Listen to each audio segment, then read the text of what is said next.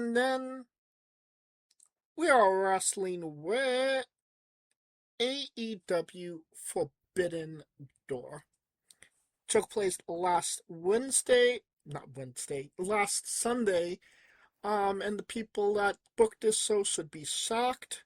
It took place in San Jose, California, at the SOP Center. Attendance was 9,082, which is not a lot considering that's maybe this is like a 1,400 seat arena, right? This is a 18,000. Around 18,000, yeah. So that's pretty bad. Oh, wrestling, 18, here we go. 18,300. And they did 9,000. They quite literally did half of the arena, which is low-key kind of insane because they were at the Staples Center a couple of months ago and it was packed. They were in fucking Queens the other month and it was packed. I mean, maybe it just kind of tells you what the people felt when it came to the show, or maybe I don't know, but yeah, I find that very interesting. So, on to the actual show. My first statement is fuck you, Tony Khan. Like, legitimately, fuck you, Tony Khan. I got to the first match. The Young Bucks are your heater. They're gonna be the ones to set the tone for the night and get everybody invested. I sighed so fucking hard I hurt my stomach. When they came out, I checked how long is this event anyway? How many hours is this? I almost fainted seeing that this show was 5 fucking hours. And I was like, well, that don't work for me, brother. I'm gonna need something to speed up. And I did not need to see the Young Bucks versus El Sky Team versus Unbound Company. It was 17 minutes. It was almost 18 minutes, and I did not need to see that shit, so I sped it the fuck up. My first match of the night was Kenny Omega versus Zack Sabre Jr. Um, Kenny Omega got the W in 26 minutes 30 seconds, and I will say that this was probably, for me personally, the match of the entire night and the match of that whole weekend. It definitely delivered what it asked. Um, Not really, I know AEW doesn't really do stories to begin with. But there wasn't really any story. It was just two guys fighting to see who is the best. A dream match, kind of, sorta. They've wrestled before. But it's been 8 years. I feel like the match was slow, methodical, and well planned out. Uh,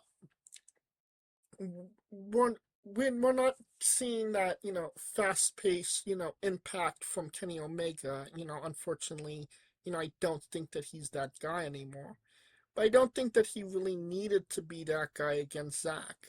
Zack does set things a bit um a bit slower paced wise to have those submission moves. And I think both guys complement each other well, and I think that it was an absolute solid match. 5 stars.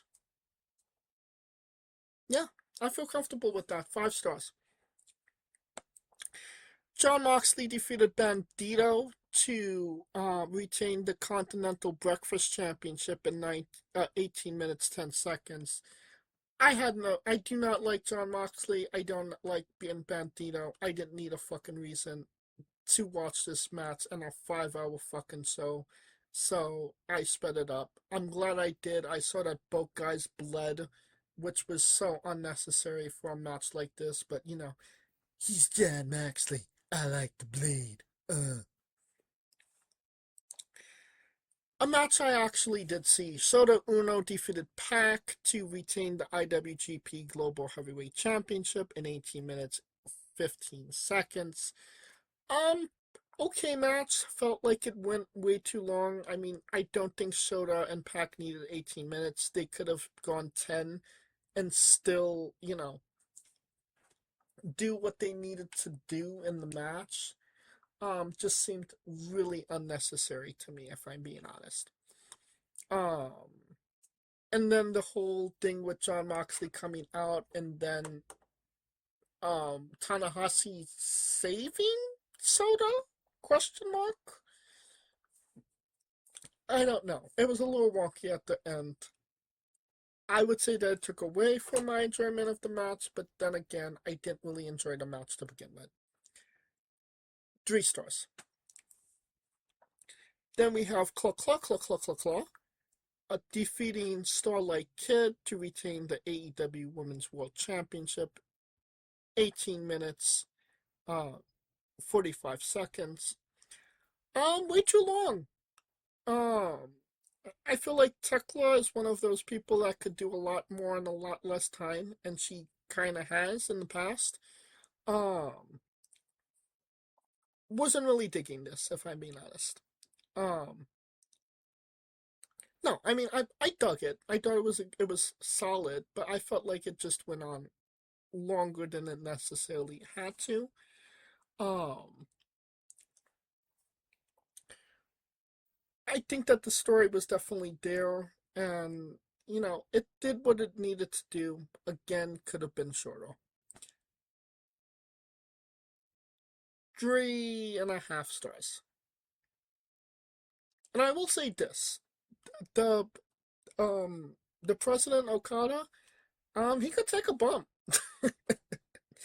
He literally got slapped with a mask and took a hell of a fucking bump. So good on him for that. AEW World Tag Team Championship match. Adam Copeland, Christian Cage defeated the Dogs, David Finlay and Clark Connors in 16 minutes 45 seconds. Good match. A little bit sloppy here and there. But I think it actually accomplished what it needed to in the time that they had. And I mean, Jay White made his return, which got a major pop. So honestly, there's not a lot of reasons to crap on the match, if I'm being honest. I think it was successful. Um,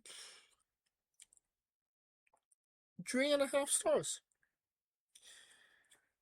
Then we have the Women's Owen Hart Cup final. Winner will receive an AEW Women's World Championship match. Mercedes Monet defeated Maya World in 24 minutes 55 seconds. Um, like a blindfolded Stevie Wonder in the basement could have fucking told you that Mercedes was gonna win this match. Like, who the fuck is Maya World anyway? Um, I feel bad for Maya because like she actually had a good story going into the match. Like um, I mean it's not a story. Her brother passed away right before the tournament, so I mean it would have been like a nice little success story to say, yeah, you know dark times, but there's light at the end of the tunnel. I won the tournament. I'm going to wrestle Tekla for the championship. But, Mercedes is like, that don't work for me, brother. So, yeah, that kind of sucks for her. but when you're working with Mercedes, that's kind of how it goes.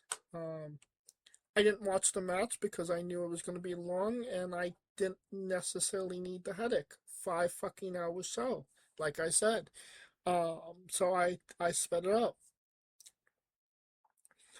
Then we have that store match.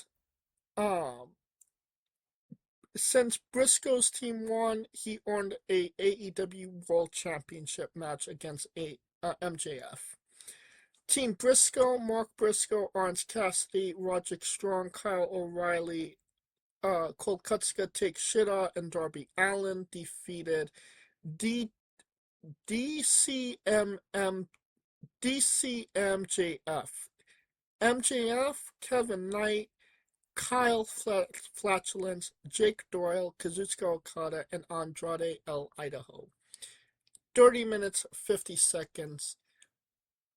Unnecessary fucking match. So, first and foremost, did not know who the hell was in this match to begin with. Like, I legitimately, like, who the fuck is Jake Doyle? Like, it fucking killed me. Like, Jake Doyle. Who's Jake Doyle? Jake Doyle's Jake something. And I literally have to fucking Google that.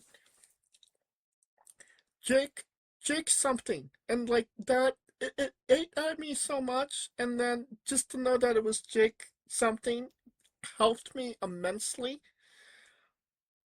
Why the fuck was Leo Russ in this match?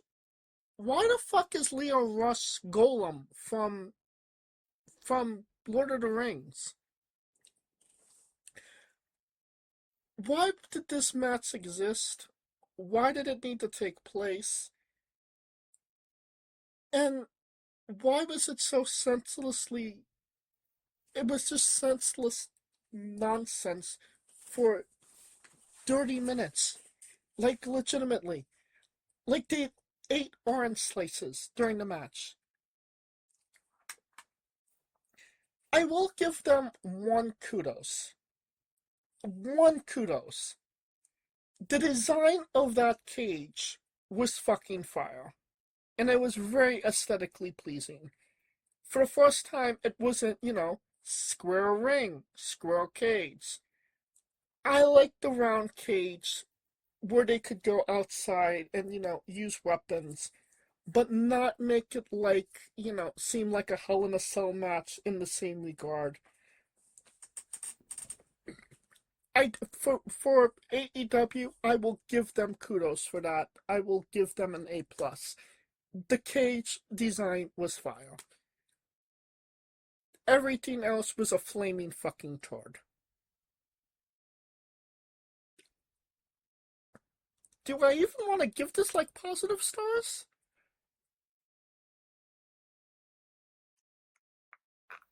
I'll give it 1 star. And I'm being generous with that, if I'm being completely honest. And that brings us to the last fucking match of a 5-hour fucking show. Will Ospreay defeated Swerve Strickland to win the men's Owen Hart Cup in 35 minutes 30 seconds.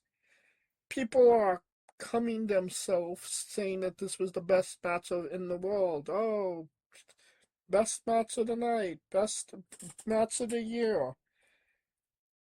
I disagree. I felt like the blood was so fucking unnecessary. Like, both guys bled so much. Like it was literally dripping. And for such a, like, if you're going for prestige, and then, you have that clusterfuck match before where they literally blew their whole entire load in the match, and then you go to, this. It just seems so, mundane and mediocre.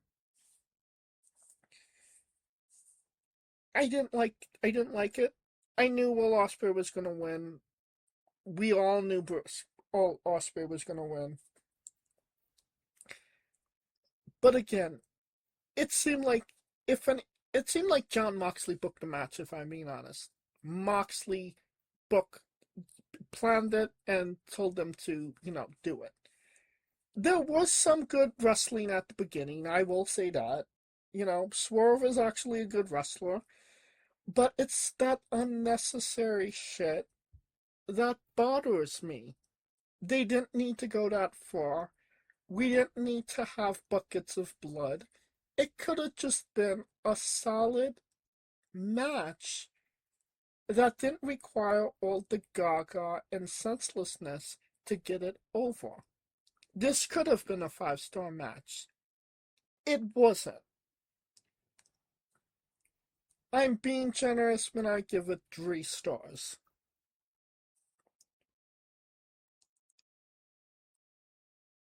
Now, for thumbs up, thumbs down, thumbs in the middle, I give it 2 thumbs up the ass. Fuck Tony Khan. Fuck AEW for having a 5-hour show. It's so sad because was Double or Nothing? Yeah, Double or Nothing. 4 hour show. I watched all the matches. I enjoyed the matches. It was actually it was one of their best shows that they ever put on, like legitimately. And the crowd was so into it. It was, if they had planned that, if they would have formatted shows like that afterwards, this could have actually gotten me back into AEW. And it makes me not want to watch AEW ever again.